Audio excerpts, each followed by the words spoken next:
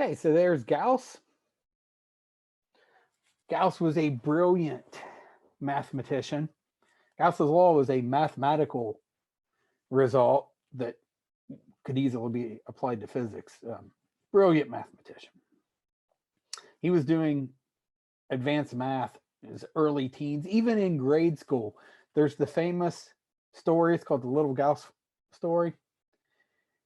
He was in the equivalent of like first grade. You know, that we're talking 1700, so they probably didn't call it first grade. And I think he was German, but he was in the equivalent of first grade. And his teacher wanted to keep the students busy. And she told them, I want you guys to sit down and add up all the numbers between 0 and 100. He thought about it for like a minute, wrote down 50-50, and took it up to the teacher. And she said, how did you do that? He added 1 plus 2 plus 3 plus 97 plus 98, 99 in less than a minute. And she was like, how did you do that? He said, well, look, 1 plus 100 is 101. 2 plus 99 is 101. All the way down to in the middle, 50 plus 51 is 101. So how many pairs do we have? We have 50. 50 times 101 is 50-50. Check my math there. Maybe it's 51-50. I think it's 50-50. He came up with that in first grade.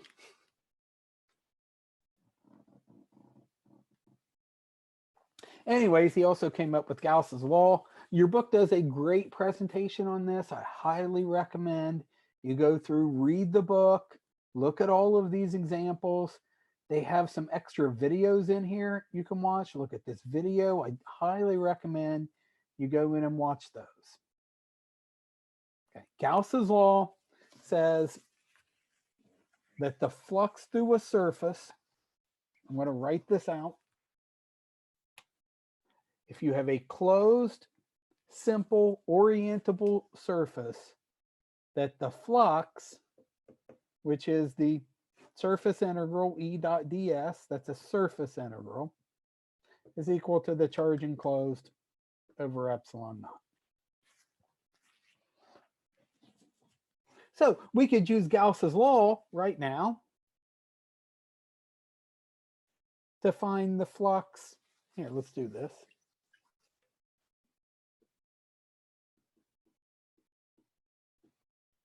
Around some surfaces.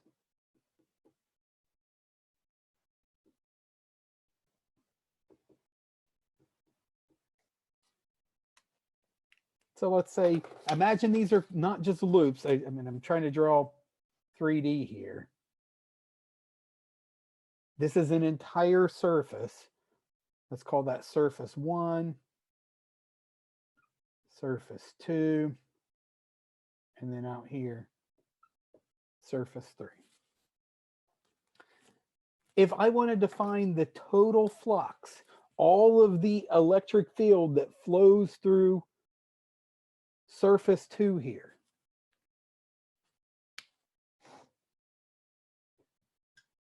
it's just the charge enclosed divided by epsilon naught. So I just add them together. 11 microcoulombs over epsilon naught. Like we would look up epsilon naught, plug in our numbers, get our answer, and then this is Newton per meter, or newtons per coulomb meter squared. Flux 1, who all is contained in number 1? Q1 and Q2. 5 minus 2, that'd be 3 microcoulombs, and so forth, over epsilon naught. Just see who's contained in that surface. If I had another surface out here, surface 4, I don't care how many charges I got out here. Doesn't matter. The total flux through that surface is 0. Because there's no charge inside it. All right, let's talk about conductors real quick. And here, I should point this out, here in the book are more examples of Gauss's law. I think it's some of the same videos I had linked there. It's loading slowly. There we go. Okay, a conductor is a material in which charges are free to move around. You guys know what conductors are? Technically, everything is somewhat of a conductor. There's no such thing as a perfect insulator. There are perfect conductors. Those are called superconductors, and they literally have no resistance at all. But there's no such thing as a perfect insulator. So when we say conductor, we mean something that's a pretty good conductor. Even rubber is somewhat of a conductor, but it's really crappy. So we call it an insulator. So conductors are mostly metals. And if we were in the class, I would ask you guys to yell out other things. What else is a conductor? And somebody would yell out water. And that's a myth. Water is a terrible conductor. It's a very good insulator. Pure water. Seawater is a great conductor. Impure water, water that has ions in it, is a great conductor. Pure water, I looked it up because I wasn't sure of the numbers. And I don't know what units they're using here. These are not SI units, but you can see just for scale, here's the resistivity for seawater versus pure water. It's like, what, 6 orders of magnitude more insulating than seawater. So pure water is not a conductor. Metals is usually what we're thinking about. Well, in a conductor, in the material, in a solid conductor,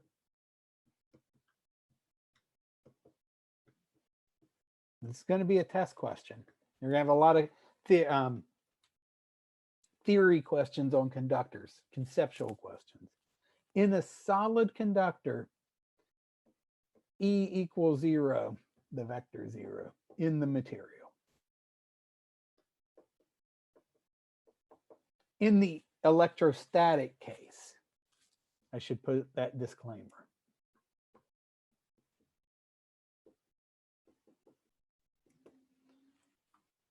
If we have currents, well, then you can induce a current in a conductor. Like, that's how we get electricity, right?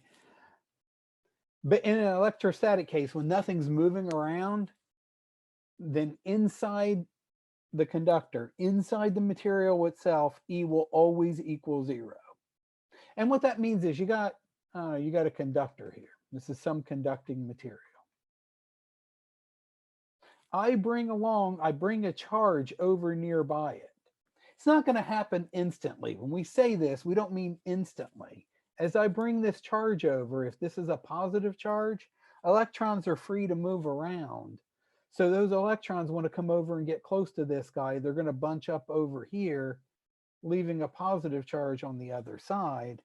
And that's going to all balance out perfectly so that inside here, inside the material itself, E equals 0 once everything is moved. So all the excess charge that I have will be out here on the outside. Any excess charge on a conductor will live on the surface.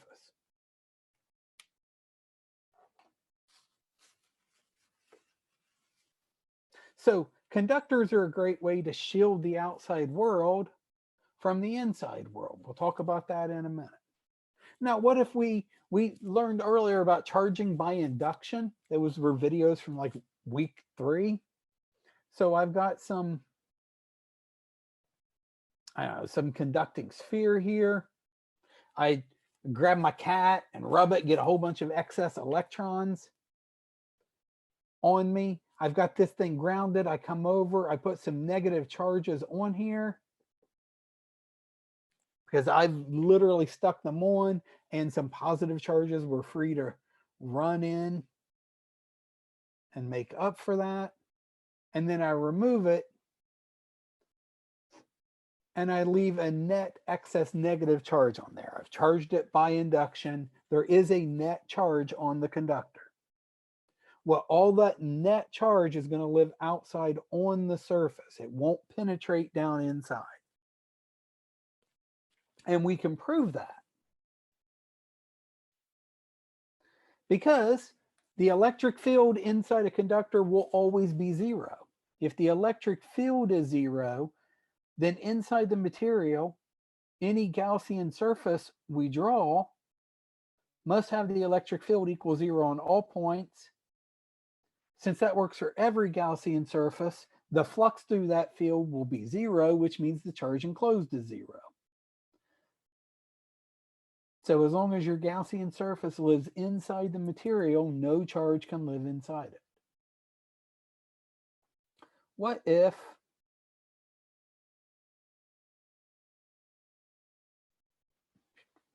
looking for specific pictures? It might be on the next page. Yeah, charges on conductors. So you can put excess charge on a conductor, but it will all reside on the surface. E inside equals zero. What if you have a cavity in your conductor? You got a hole in it. Then what will happen? So from this picture, we can see E has to equal zero everywhere along this Gaussian surface. So the total charge in here must be zero. What if we put an extra charge inside the conductor, inside that cavity? So the yellow here is the material, the metal. It's got a hole in it, and inside that hole, inside, remember, it's the 3D surface, 3D volume. We've got this cavity with the charge in there. Well, electrons are free to move around. Electrons are going to run over to the surface to try to get close to that positive guy. They're going to run away from the outside, and they're going to balance out so that all of this negative here adds up to that positive. So the charge enclosed, the total charge here is zero, making E equals zero here. So let's look at what the electric field will look like in this scenario. So this is my conducting material. This is going to be a question on your test probably. I've got a positive charge here. Because this is a positive, a bunch of negatives come here. They ran away from out here, leaving some positive charges on the surface. Electric field flows out from positives towards negatives. So my electric field lines will go like this. They'll start at this positive and terminate at those negatives. Be zero in here. The electric field inside a conductor is zero, and then re-emerge out here.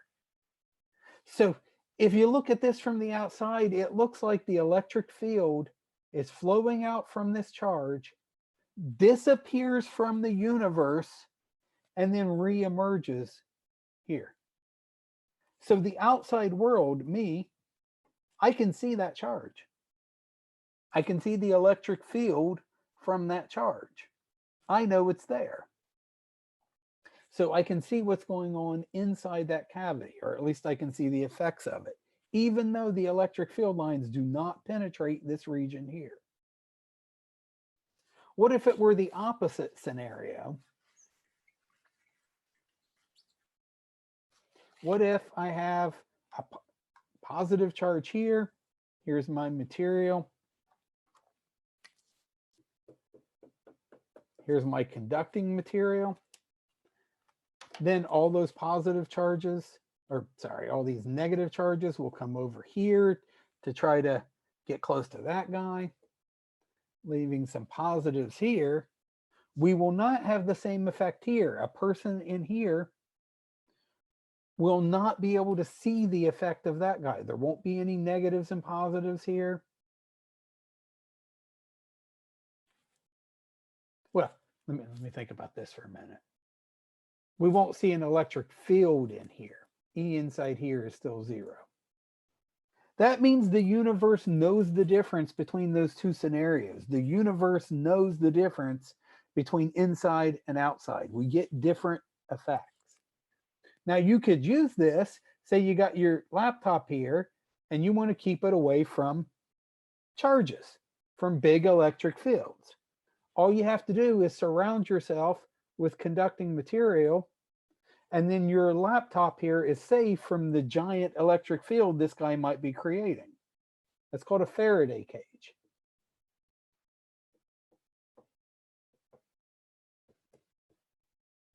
You surround yourself with conducting material and you block electrostatic electric fields from the outside world. If you have a shielded cable, it's the same idea. A Faraday cage. Now you'll often see the tinfoil hat people who want to block the radio waves from space so the aliens can't get to them, and they wear their tinfoil hat. But that tinfoil hat, even though it's a conducting material, does not completely enclose their head. It has to be completely enclosing. That's not blocking EM waves. You know what we call this? A big chunk of metal that doesn't enclose something? We call that an antenna. So this guy's not blocking the signals from aliens. He's attracting them. Okay, now, everything we talked about here was for electrostatics. A Faraday cage does not moving charges as well. If you got to do more work. It's not perfect. In the real world, what they do is they build chicken wire in the walls. So it's not completely enclosed. It's not like a sheet of tinfoil or something. But in the walls, you'll have like chicken wire where these holes are really small. The holes are small enough so that waves, electromagnetic waves, can't fit in between the spaces. And you can block anything out that's too big. You can't block out everything, but you can block out anything that's really big and might cause interference.